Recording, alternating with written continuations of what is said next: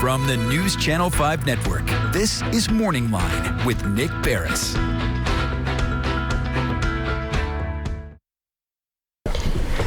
Good morning, everyone. Thanks for joining us on MorningLine. I am Nick Beres. It is a Tuesday, and it's wet out, kind of got going a little bit slow. How's your day starting already? I've had some coffee, but I'm extra wired now, and I think it just is what I needed, even though I typically won't eat one. It's like eating sugar air, not cotton candy per se, but a Krispy Kreme donut. One of those that's still hot because the light was on and it gets brought in. And I've been working all morning so far, since 4, but we have a very kind guest that always insists on bringing junk food in the morning. And it's good. Sometimes they're delicious muffins. Other times it's donuts. And the vice mayor is a man with a big heart, and he doesn't mind coming in carrying 2 big boxes of donuts for our staff. Thank you. You're welcome. Happy holidays. Happy holidays to you. That was some of them were, you ate a plain one, but some of them were decorated in the spirit of the season. The other ones looked great. They're very ornate. But is there anything really? It's been a long time since I've had just a Krispy Kreme donut like that one that was still warm. Yeah. That came out. I mean, is there anything I know better? that you love that stuff. No, it's just something about it. I mean, it is just the quintessential empty calorie snack, and you don't want to make a habit of eating a ton of them, obviously, but boy, are they good. I forgot just how good they are, and the sugar just hits me, and I'm rocking now. Are you ready to go? Yeah, I think so. Well, we may have talked about this on this show, but there is the Krispy Kreme challenge. Have we talked about that? Is that the challenge when one gets put in front of you and you're challenged not to eat it, which is next to impossible? That's a challenge as well. But the Krispy Kreme challenge is started in North Carolina State. I don't know if they do it anywhere else, but you run 2 miles, you stop, eat a dozen Krispy Kreme donuts, and then you run back 2 miles. Is that supposed to burn it all off? I don't know what it burns off, but it's my challenge would be I'd get there, eat a dozen, and go like, I think I'll stay in a second. That's enough. I don't know. A dozen, that would be awful sweet. Did you have one? Did you eat No, I don't eat those right now. That's willpower. That's the real challenge. Willpower was having them in the car and bringing them I know. Well, thank you very much. And this is Jim Shulman, our vice mayor here in the city of Nashville. The number on the screen, 737-7587. And we typically like to have him on Tuesdays because Metro Council meets tonight. That's right. Several issues coming up that if you're a viewer and you don't live in Nashville, let's face it, Nashville is in the center here of Middle Tennessee and is very important. Maybe you have questions anyway from the outside looking in, or you live here. A lot of stuff on the agenda. We were kind of talking. We'll hit point by point, but throw out some of what we're discussing. Obviously, stadium's coming up, and what stage are we at on that? We're getting closer. The task force continues to meet, and our task force, the council task force, continues to meet and talk about various issues going on with the stadium. But tonight we have, I know we have the hotel motel taxes up, that 1% increase, which would help pay for the stadium. That's up on second reading. And I know we have a resolution on the term sheet, which is basically kind of outlines kind of how all this stuff is going to work. There's still things that are being decided, but it kind of outlines everything that's supposed to happen. That's up on a resolution tonight. So we are moving forward with consideration of what's going on with the stadium. So I'm just wondering, now that we've had this on the table for a while, I remember when the big rollout came out, we were hearing from the mayor and his staff pushing what a good deal this was.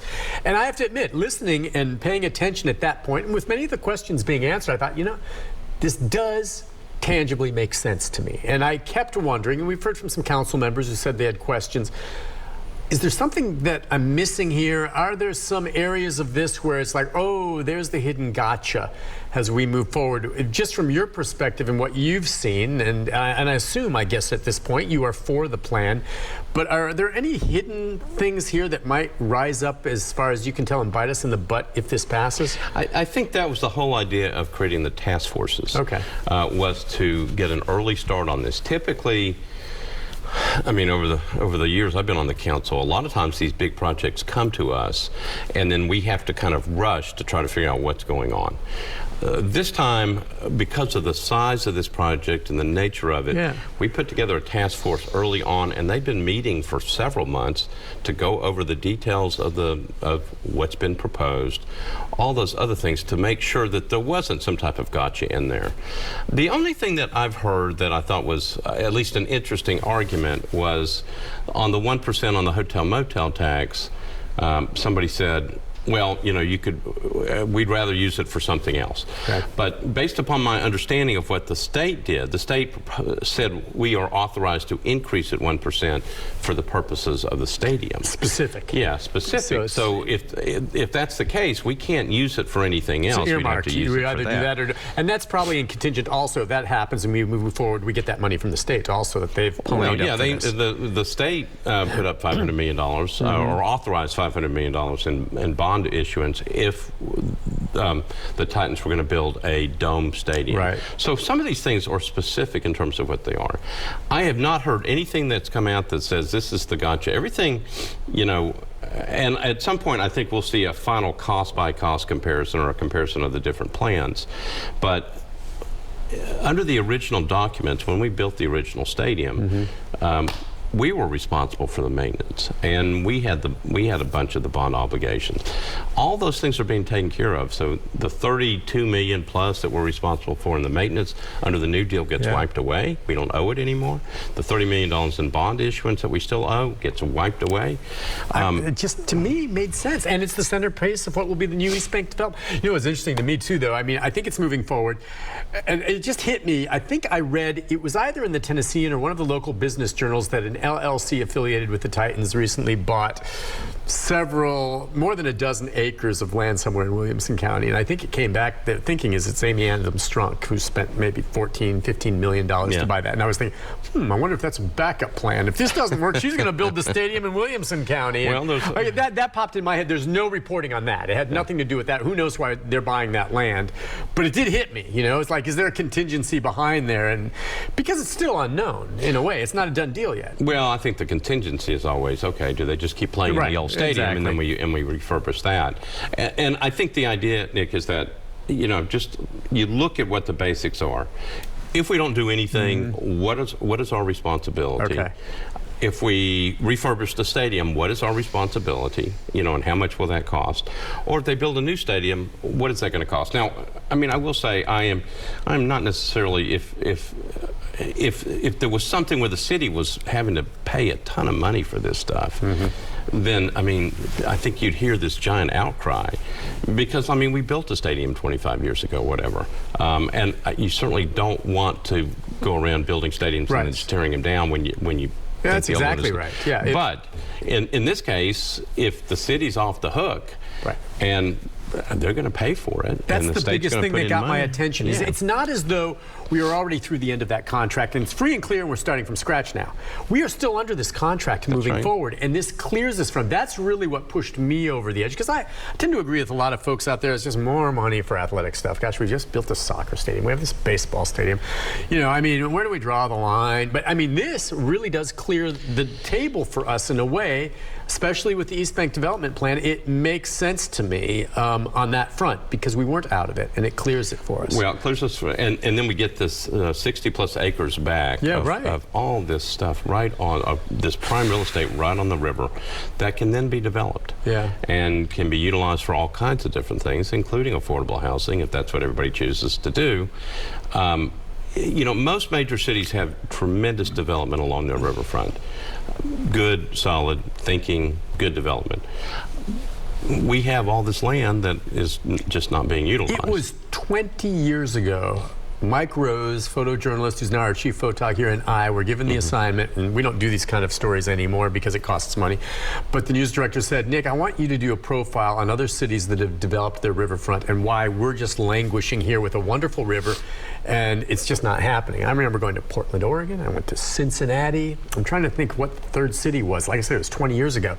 But that was 20 years ago, and we, you know, Portland and what they did with the river was spectacular. We showed how they could do it, and much of what we've done now kind of resembles some of Portland, Oregon.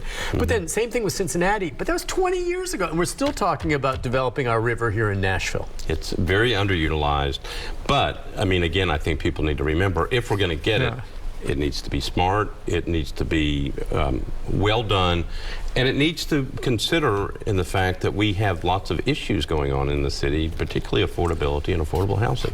It's got to pull in all that stuff, but it's land that is there to be utilized. Yeah, and if this whole thing else gets taken care of. Other thing I really like about it, and I haven't put much thought into it until recently, about just the huge benefits of having a domed stadium.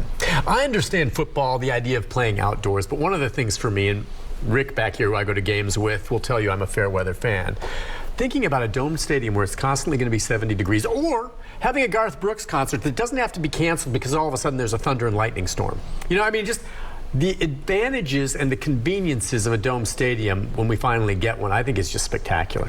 Well, as we talked about before, Garth Brooks has sent a letter. He's already said, he's right? for it. You need to get a copy of the letter? Well, I was trying to get a copy of the letter with the signature on it, but I didn't get that. Yeah. But no, I understand that. I still think our responsibility is to look at it from a city standpoint, protection of taxpayers, to make sure we understand exactly what the proposed deal is, and make sure that we're protected. And if the council decides after, again, this is not one of those things that has been rushed through. Right. I mean, we've known about it for a long time, and we've had people working on it all the way through, and we'll lay it out, and then eventually the council will vote. Well, there have been some, at least one public hearing, right, that we've talked about. Supposed to be 5. There's going to be 5. So I don't know if you've heard any feedback from that, what the public, if they've been well attended or not. The one over in East Nashville was well attended, because obviously that's where the stadium is going to be built. Sure.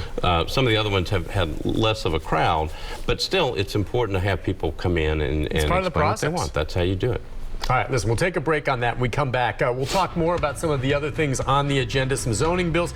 Interesting thing I was talking to him about before the show, there's going to be a discussion on increasing accountability for dog and cat owners and defining what a feral cat is and whose responsibility is, and if that's something the council should even delve into.